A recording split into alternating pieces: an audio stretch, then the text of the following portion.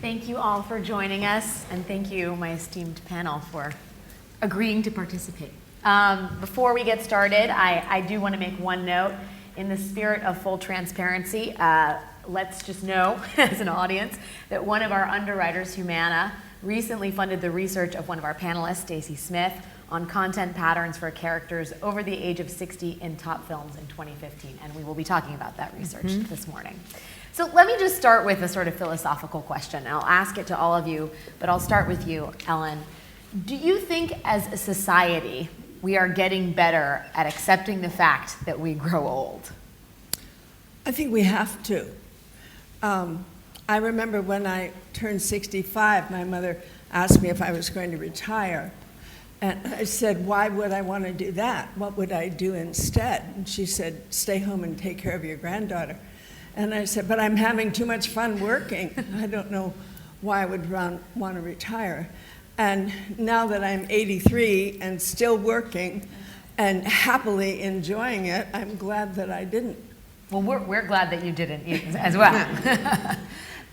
David, when you look at Hollywood, and we're going to talk more about the sort of conclusions that Stacy has found in her work, it doesn't feel like Hollywood is wrapping its arms around the age-old reality that we age. Well, there's an increasing schism, as I think Stacy will tell. You mostly looked at movies, correct? Indeed. Well, television is, I think, forging new paths in the presentation of aging, as so many wonderful world-class actresses are enabled to find work from Hollywood studios, from major studios that are now only more interested in making films for 14 to 22-year-old boys, costing, $150 million. I've said, and many people have said that they would rather spend $150 or $200 million for a film that has the potential to make $1 billion and start a quote-unquote franchise than spend $10 million for a film that would make 20 or 25. So the direct impact of that is that this audience does not want to see, the audience that they're aiming for, rightly or wrongly, does not really want to see stories about older people. They like, very firm, young flesh, and which will quickly be replaced if, there have been 3 Spider-Men and counting. But not because they aged out. Yeah, actually. But really? They did age out. Tobey Maguire is, is a bag of bones. AARP at this point. No, they have aged out. And let me just say one more thing that really depresses me, and I'm sure you can speak to this and you can speak to that. I'm 57. I came of age with Annie Hall was such an important movie to me because the dialogue, the rapport, that sort of edgy, neurotic quality really spoke to my generation of edgy, neurotic Jewish men. And I have, and watching Woody Allen and Tony Roberts walk down the street, kvetching about this and that in their early 40s or late 30s, lately I've thought, why aren't we seeing them now? Why haven't we seen Alvy Singer and his friend walking down the street? Why don't we see them now? And it's because Woody Allen, who supposedly makes grown-up movies, in fact they are very adult parables, would rather be working with 20-year-old men and women in shorty dresses and telling his parables via them than exploring, than conveying what it's like to be those people after age 80. Right, the human condition does not end at age 42. He was more interested in death when he was in his 20s than he is now, sadly. Stacy, let's talk about what you found in your research. We know the hashtag #OscarsSoWhite was swept the country last year. You could also have a hashtag #OscarsSoYoung. Indeed. What did you find about inclusion as it pertains to aging in the elderly? Great question, but I just want to acknowledge it is not easy to follow these two, so just so that we're all on the same page. I think that we have a real cultural problem, and thanks to Humana, we were able to do this study, and it has a partner study that will reveal just how out of sync Hollywood is, that Dr. Hernandez will talk about in a later panel. When it comes to inclusion, seniors are discounted. They're 18.5% of the population. They're only 11% of speaking characters across more than 4,000 characters across the top 100 films. 7 do not feature any seniors at all. 43 do not feature a senior in a supporting or leading role. So we're seeing seniors as actually an endangered species when it comes to cinematic content. So when we talk about inclusion, we talk about people of color, we talk about women, we talk about LGBT, we talk about people with disabilities. We do not talk about ageism. And I think this study illuminates what we see on screen is not the reality, as Dr. Hernandez will mention, of what seniors are experiencing on a day-to-day reality. So let me make it worse, and I'm going to bring the mood down even further. I apologize. Fantastic. Right. So not only is this group invisible, but when they're seen on screen, they're presented in a very disparaging or demeaning light. We looked at 57 films that had leading and supporting characters out of the top 100. Over half of those films, 53% to be exact, had ageist comments. And if I had a slide, I could show you just the derogatory comments about age, about cognition, about memory, about movement, sense organs, that really paint a very vibrant and a diverse community in a very narrow and disparaging light. One more fact. The number one cause of death in the United States is what? This crowd should know. Heart disease for 60 plus. Second is cancer. Third, a whole series of respiratory issues.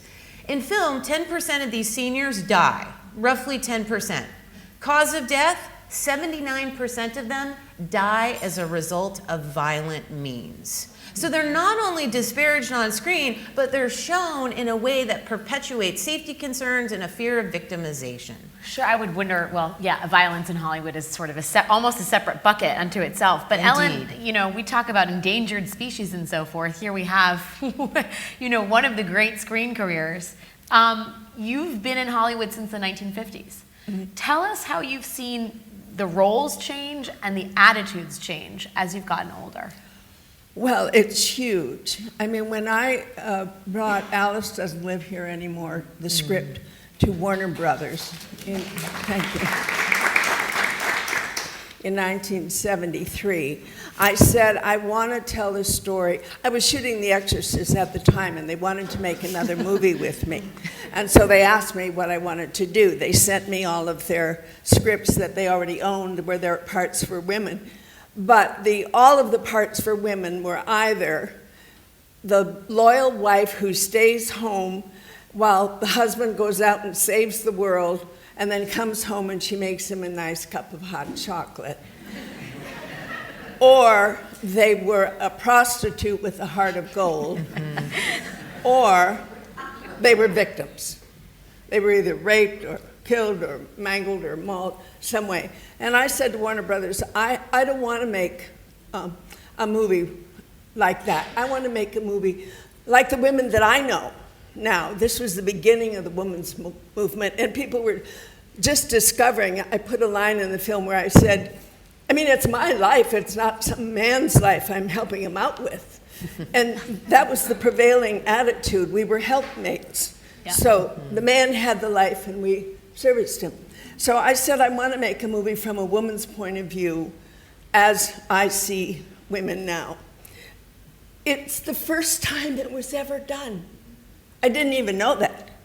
But I mean, as it came out, the critics informed me that it had never been done before. There had been movies about women, but it was a man's point of view of a woman. So that was the beginning.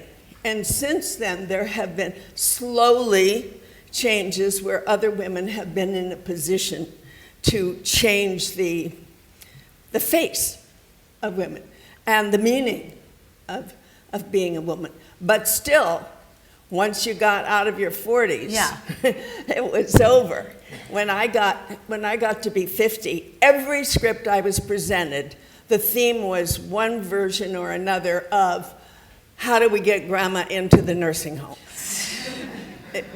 All various versions of that. Finally, I said, don't send me that script anymore. Then it was, we all have Alzheimer's all of a sudden. Everybody over 50 has Alzheimer's. I played that a whole bunch of times. And then I said, no, I don't want to do that anymore. Then I got to do a part of a really interesting woman in a series called Political Animals. And I played a woman, the mother of Sigourney Weaver, so whatever age that is, who is smart and strong and had a sharp tongue. Sassy, let's call her.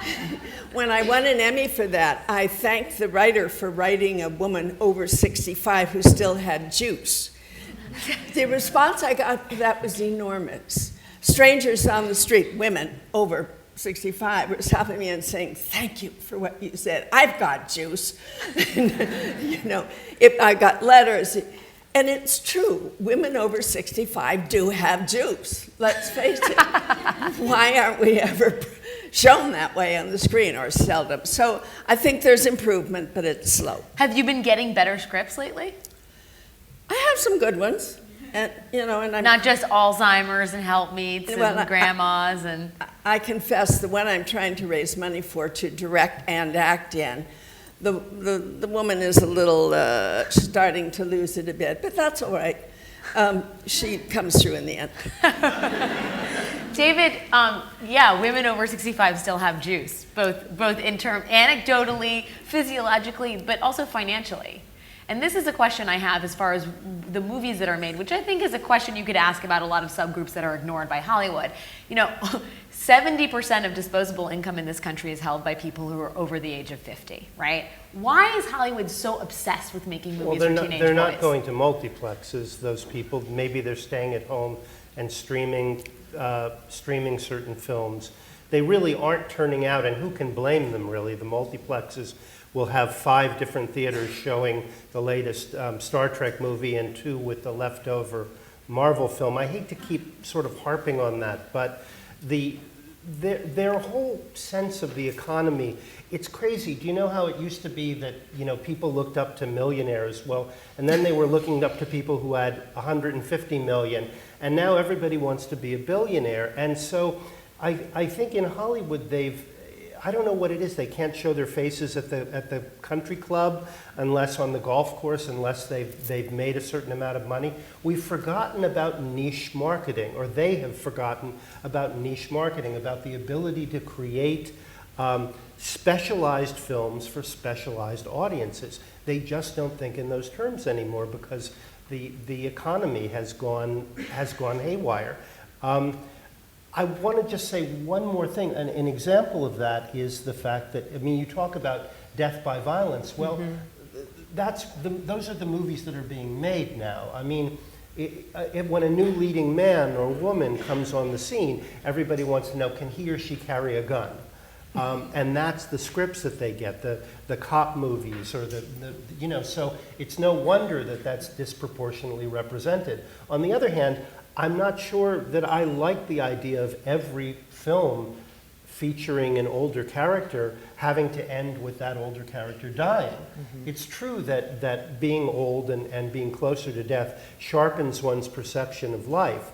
But for example, a film I loved in the last few years, Beginners, Mike Mills's film in which Christopher Plummer won an Oscar about a man whose wife dies and who comes out of the closet and who discovers a fulfilling sexual life as a gay man. It's based on Mike Mills's father, but there's no reason the character had to die at the end. It would have been rather interesting to have the son having less successful romantic life than his father, and to end it on that wonderful thing. But there's something in Hollywood that says, well, and again, the almighty Oscar is part of it too. Probably he won the Oscar because he died. But sadly, what is the message that sends to older actors and to younger audience if when you see an older actor on the screen or an older character, a little light goes on your head, you lean in a little closer waiting for that first cough, because there's never such thing as an innocent or random cough in a movie. Stacy, David makes an important point. The Mike Mills film is in a way a biography, or it's a biographical story. It's close to home, autobiographical.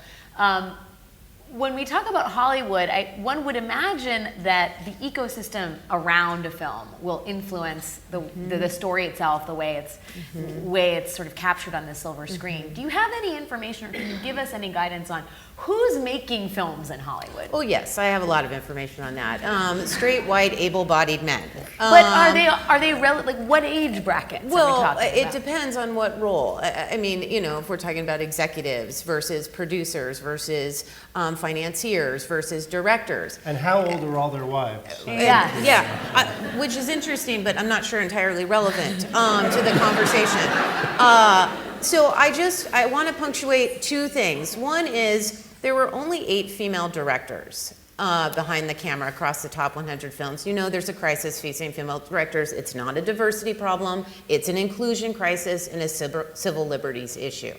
Only one of those women were 60 years of age or older. So if you even want to have someone vision cast as screenwriter, director, a story that might be relevant to the self, they simply don't get to work. They are not privileged in any way on consideration lists, employment patterns. Secondly, and across the top 100 films, I don't think we're seeing any more or less violence than we have in years. Only 11% of senior characters actually die. They're in comedies, they're in dramas, they're in other types of genres besides action adventure films. So I think we're seeing this complete disconnect and a mythologizing and a perpetuating of people in positions of power. They don't know the data, they don't know what's changing, what's going on, and they're making decisions based on convention rather than evidence. And that's where I think the conversation needs to lead. If perpetuation of stereotypes leads to cognitive templates that are negative age-based, and those negative age-based stereotypes, as Dr. Hernandez will point out, lead to decreases in memory performance, influences on gait, influence on cardiovascular stress, then the media absolutely has a role to change and present a more optimistic view of how seniors are being presented. And we'll see those optimism findings are really important. Ellen, you are singular, I think, as most people in this room would agree. But do you feel like you have colleagues, peers, that are your age with whom you can talk about growing old in Hollywood? I hate to say this, but most of my peers have died. It's true. The women who were my competitors, where we were always up for the same part, most of them are already gone. I have a few that are alive now that are around my age that I still am in competition with, but I must say they're doing better than I am. So I've got a corner on the market of a certain budgeted movie at a certain age. But what about someone like Sigourney Weaver, who I think a lot of people, I mean, I guess it depends on the conversation you're having in Hollywood, but there, I think, are some circles that would say Sigourney Weaver is an older female actor. Who played my daughter. Right, exactly, exactly. Is that someone that, you know, did you have, I mean, do you have a sense of how, you know, was there a conversation between the two of you guys when you were in Political Animals about just, you know, being not 35 or 25 in Hollywood? No. We don't think of ourselves as not 35. Well, but that seems to be a fairly important piece of the puzzle, right? Yeah. You know, it's how you feel. It's not the number of years. I mean, we all know that. I really don't feel that much different than I did in my 40s. And I don't feel that much different because I really work at it. Mm-hmm. I really do all the things that we're instructed to do, to eat well and exercise and get massage. Now, I live a privileged life. I can afford all of that. I can afford 2 new knees, which I have, a new hip, which I have, good dental work. You know, not everybody can afford what I have. But I think it's important to really be addressing the issue of ageism for everybody, and not just in Hollywood, at a further back point of us really taking responsibility for ourselves, because we don't have to really age in the conventional way if we make an effort to not. So I think that's part of the puzzle too. Yeah, I mean, that's a great point. There's the individual and then there's the collective, David. And, I've had conversations. My mom's Asian, right? And, when my grandmother was a certain age, she moved into our house with us, right?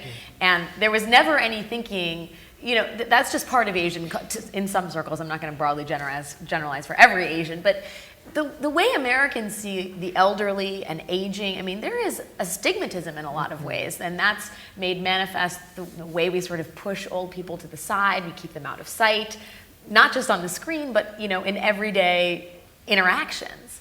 I was all for the 60s and 70s impulse to cut the legs out from under Father Knows Best and ridicule the white male patriarch who had too much power for too long. On the other hand, I think youth culture right now makes a lot of its money by fostering disrespect for older people. It's flattering the audience. It's really making sport of them. I think I'm probably going to alienate some people in this room, and many of you are right on the streets, working with people, trying to do things for their health and their self-esteem. I'm not sure, respectfully, that we need, from my point of view, I get a little scared of saying we only need positive, optimistic portraits. One way to change what is there now is to show some of the more dire consequences of the lifestyle we lead and the culture that we inhabit. I think one of your most startling performances in the last few decades was as a pill popping drug addict who because a woman who was desperate for some sort of transcendence that was not being and no way to fulfill that, and really hitting rock bottom, and that taught me a lot more about kind of the plight of aging women in the society than a more optimistic and hopeful portrait. And so I guess I'm a little wary of role models and optimism going too far, because audiences tend to push that away. Audiences we're far more interested in how people fall than in how they pick themselves up. I'm afraid that's the schism between what the general audience seems to be looking for right now and what the people in this room care most about. Well, you're asking for a nuanced plot, Sure. a developed plot, which is, it's maybe sometimes a hard thing to come by in Hollywood. It is, and I think I said to some people last night that Florence Foster Jenkins, a movie about a triumphantly terrible singer, granted she had a lot of money to put at her disposal, starring Meryl Streep, who I think we could say has remained a superstar. The box office returns on this rather good movie were dismal, and the percentage of people attending the theater on the first weekend who were under 25 was 3%. Yeah. 3%, which is a margin of error, Yeah. basically. Stacy, we're going to open this up to questions in just a minute, but Stacy, before we get to the audience portion of this, this is a chicken or the egg scenario to some degree, right? To what degree does life imitate art? To what degree does art imitate life? How much is Hollywood actually just a reflection of the way we see old people? What's your professional opinion on that? I think that's a great question. And for those of you that want to read the report, it's on our website at USC Annenberg, Media Diversity and Social Change Initiative, because we address that actually in the report. And I want to respond too to something David just said. I don't think it's just about presenting the panacea, but it's about variation of an age group. So out of 100 films, more than 4,000 speaking characters, why are there only 2 gay men that are 60 and above? Out of 100 films, why is there only 1 lead, 60 and above, that's African American? When we look at power, women, men, at the upper echelons of power, we've got 3 Supreme Court justices right now that are women, 2 of which are 60 plus. Why are the Supreme Court justices, the attorneys, and the judges at the top 100 films all men? Where politically are women in this country? Right now, one could argue is one of the greatest moments ever for women in the United States. Out of 4,000 speaking characters, there are 2 women on screen that are inconsequential and fleeting that are U.S. representatives or a delegate to the U.S. on screen. art is not reflecting life. Sigourney Weaver's in our top 100 films. You're in our top 100 films. It's the same people often cast in very particular roles. Sigourney Weaver is a science, engineering, and technology CEO. Surprise, surprise, she's back in a STEM career. And I just think professionally, I appreciate you asking the question.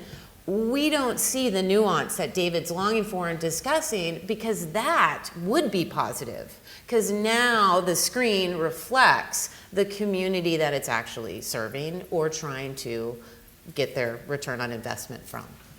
I will say it's nice to see a woman in a STEM career on the Right. screen, right? Right. Okay, so we have a few minutes for questions. If you want to raise your hand and just direct who on stage your question is for.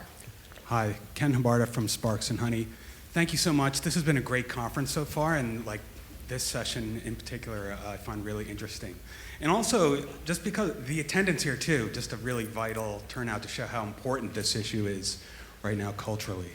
Ellen, you talked about taking roles or getting kind of the stereotypical roles of moving into a nursing home, becoming an Alzheimer's patient, and then kind of getting ones that are pushing against the stereotypes, one showing older people as having sass and vitality.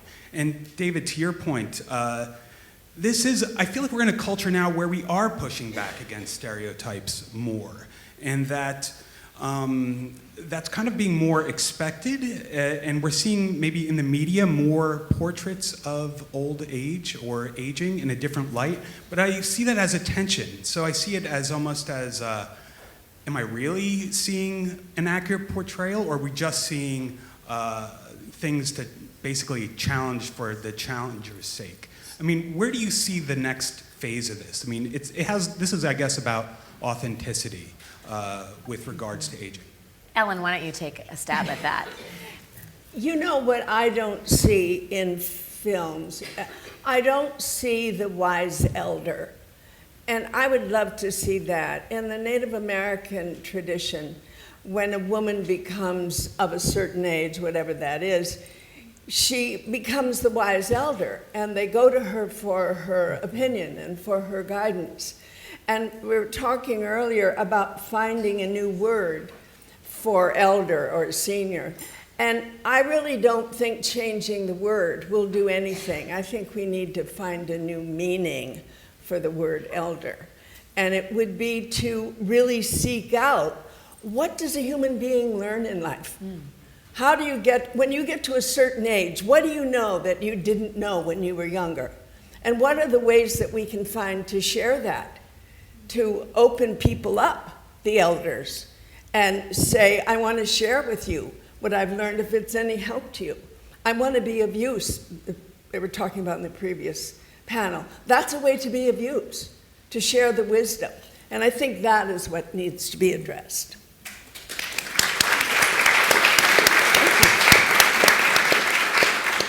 Finally, I hope things are changing. I don't, I'm glad you have faith. As the audience ages, the boomers and then the next generation, maybe they will assert, having come of age with the youth culture, perhaps they will insist on the same degree of input into what's happening now. I really don't know. I'm lucky I work for CBS Sunday Morning, and there are enough, erectile dysfunction companies and bladder control companies to underwrite the show. And Thanks for bringing ED up in your you. answer, David. Which knows no age, by the way. But. Also a good reminder. Okay, one more question. Sandy Alsace, and is it ever going to be anything but about the money? Is it going to be, David? Why don't you? Is it ever going to be about anything but the money? And I'm assuming you're talking about Hollywood. It's sure about the money now. Yeah, it's about the money, but we have to, as I said, we have to redefine what real money is.